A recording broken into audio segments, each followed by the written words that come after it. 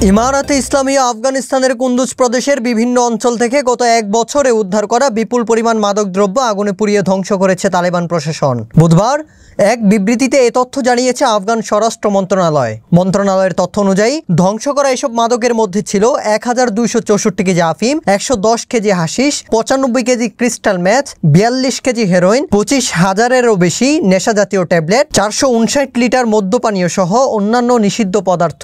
বিবৃতিতে আরও উল্লেখ করা হয়, আফগান সরকার দেশের ভেতরে মাদক বিরোধী অভিযানকে সর্বোচ্চ অগ্রাধিকার দিচ্ছে।